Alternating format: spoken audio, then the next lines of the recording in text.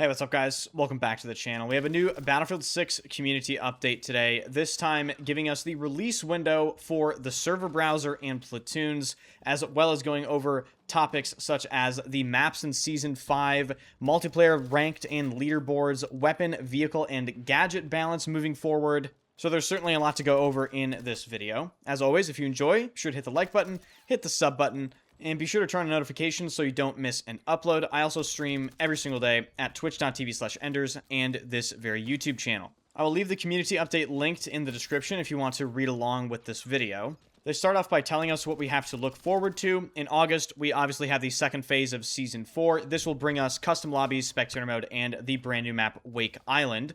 In September, we have the third phase of Season 4. This will bring us proximity chat, and in, quote, winter, Season 5 will bring us Platoons, the server browser, and multiplayer leaderboards, as well as 3 brand new maps on top of 2 map reworks with Blackwell Fields and New Sobek City finally getting a much-needed facelift. They then go on to tell us some information regarding custom lobbies and spectator mode. They say that, quote, building on the foundations of Portal, custom lobbies will give hosts more direct control when setting up and running a match. Hosts will be able to assign players to specific teams, adjust select match settings, and organize private sessions or community tournaments, with spectator mode providing ways to follow the action. Initial support will include Battle Royale quads and Conquest. So, no breakthrough, no domination, no obliteration. It sounds like even though we are getting spectator mode and custom lobbies, it is going to be a pretty bare bones implementation of these systems, which at this point, what else do we really expect? They then say proximity chat will be added in its first iteration, they love that word now, in Season 4 Phase 3, and it will only be available in the Battle Royale. I am honestly interested to see the proximity chat's impact on the amount of attention Battlefield 6 actually gets, especially when it's added to the multiplayer. Earlier this year, we just saw how impactful proximity chat can really be with Arc Raiders. Proximity chat was like 50% of that game's fucking appeal and content. That's why some of the videos and some of the streams were so interesting and funny to watch. And I think Battlefield, for the longest time, has been missing out on a massive opportunity to add proximity chat. However, you better be able to turn it off, because I'm sure a lot of you are simply not interested in hearing a bunch of people screaming and yelling at each other in the Battle Royale, and especially not in the multiplayer.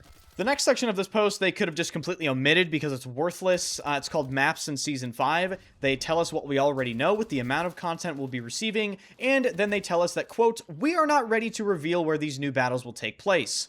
So why did you fucking tell us then? Why is this Maps in Season 5 section even in the post? Thankfully, the next section is not a waste of everyone's time, because this is where the biggest piece of information from this entire post is actually revealed. In the server browser and matchmaking section, they say, quote, server browser will enter Battlefield Labs testing ahead of its planned release in Season 5 as part of Phase 3. Let's break this down before I go into the other paragraphs. Season 5, Phase 3. So, December at the earliest for the server browser. They also mention that Platoons are coming in Phase 3 of Season 5 as well. These will likely be the last additions DICE makes to Battlefield 6 before the holiday season break, so I imagine Phase 3 of Season 5 will take place somewhere in the middle of December, just before these breaks. I've already seen a lot of commentary surrounding this. People are very disappointed that we are not going to be getting the server browser and Platoons at the start of Season 5, but personally, I'm not shocked at all. In fact, this is pretty much exactly what I expected. Battlefield 6, when it comes to new additions to the game, is always going to be a slow burn. And honestly, looking at Season 5, even before we start to get any of it, I think Season 5 will actually be kind of a lit fucking season. I mean, we're talking about 3 maps, server browser, Platoons, 2 map reworks, new weapons. It will be the biggest and most important season the game has received so far. So I suppose in that sense, they're forgiven. However, it's very important and essential to point out that the server browser and Platoons and some of these other features are essential basic features the game should have released with that are being treated like content.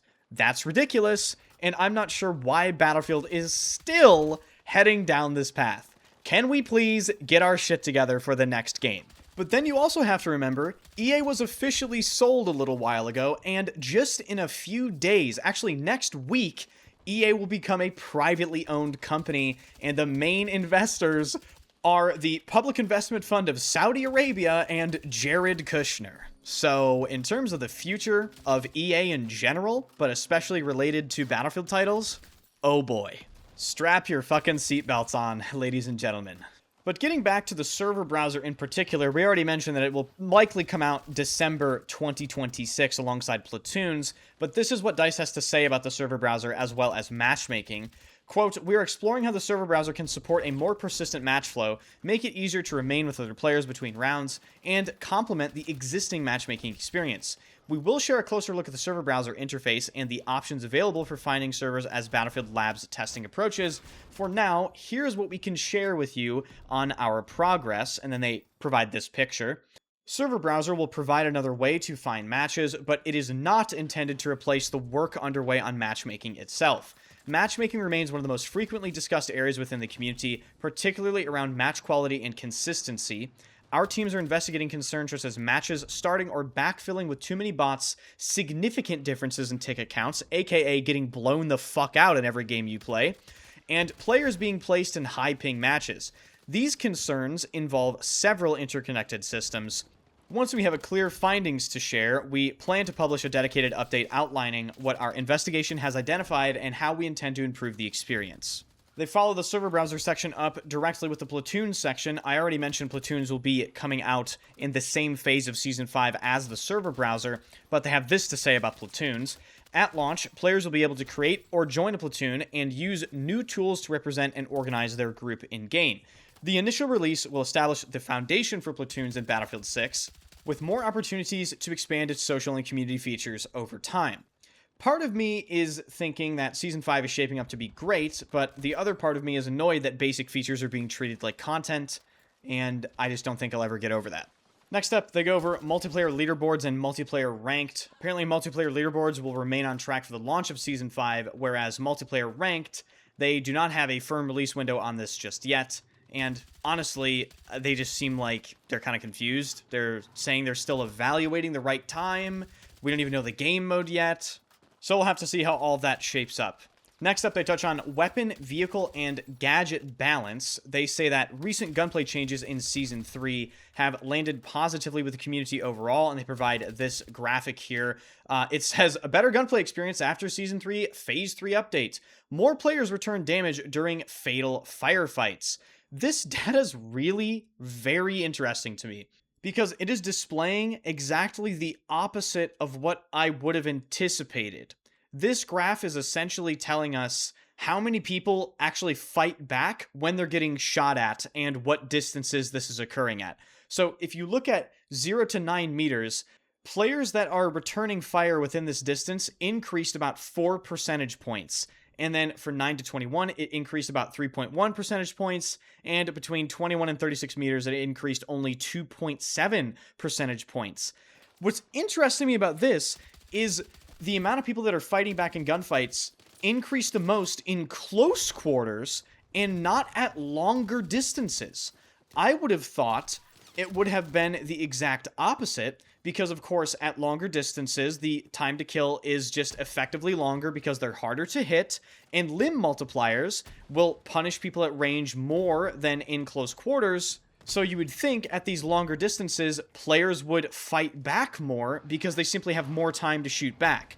Not in close quarters, where if you get shot in this game, regardless of limb multipliers, you're probably going to die. So I don't really know what to think about this data.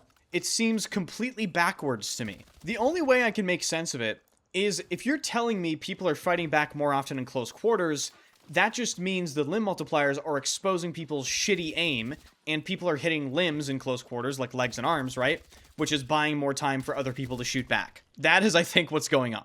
They go on to say in the paragraph that they are reviewing gameplay data to better understand how these changes are affecting combat, and their balance work extends beyond weapons. They're going to be looking at vehicle combat and the gadget effectiveness as well, and they are actively monitoring the balance of these areas alongside the new content planned for the remainder of Season 4 and leading in to Season 5. And the last section is just a massive recap regarding the developer Q&A. I have a full video on this topic. If you missed it, I will link it in the description. I cover all of the most important questions answered by the developers of Battlefield 6 in that video.